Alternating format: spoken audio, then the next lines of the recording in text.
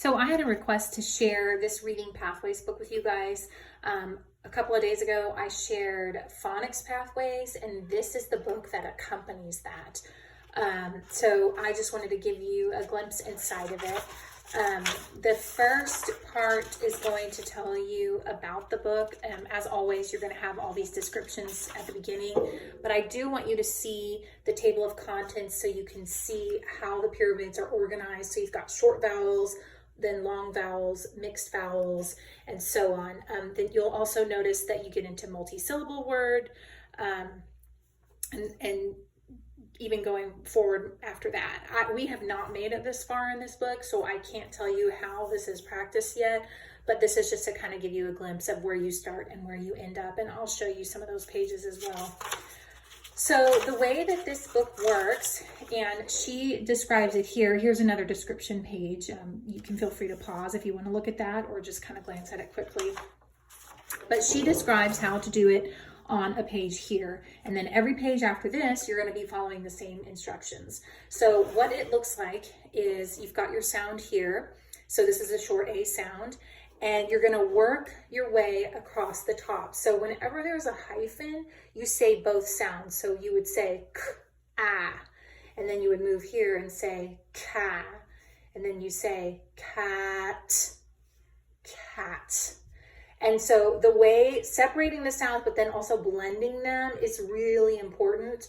And I'm noticing that even more as we use the phonics pathways. So you would follow that all the way until you get to the end. Now, once your child reads through it, they're supposed to practice writing these words from dictation, where you say the word and then they write it. Once they can read and write this selection of words without error, then you're supposed to move to the pyramid, and you start at the top and work your way down. Now, one thing I really like is they're not going to say the exact same thing in the exact order each time. This one, it kind of actually looks like it might, but she does mix them up, and I'll show you some more examples. So you read it, but it practices that repetition, but also gives them fluency in reading, and that's it. That's the end of it. So I'll just kind of flip through a couple of these so you can see some more examples. But what I was trying to show you earlier is, this is sip, sip, pop.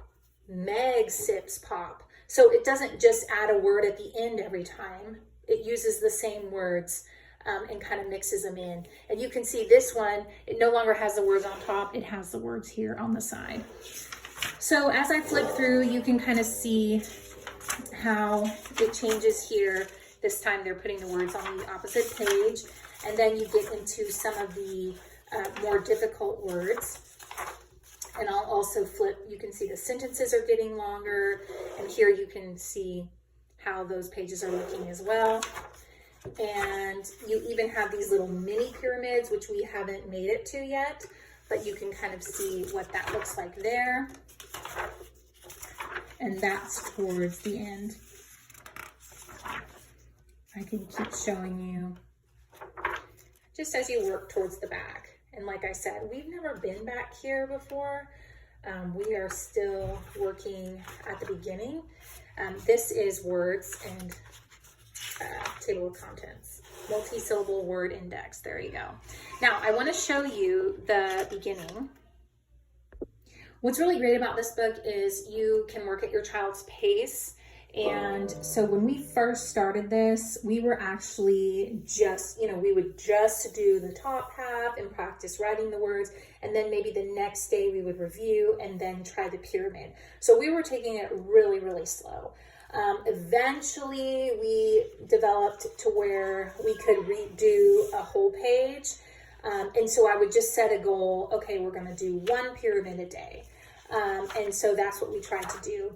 Whenever we got to a point where, because we were using another curriculum, if we got to a point where, for example, this was moving faster than our curriculum, then I would just go back to the beginning and do the pyramids again.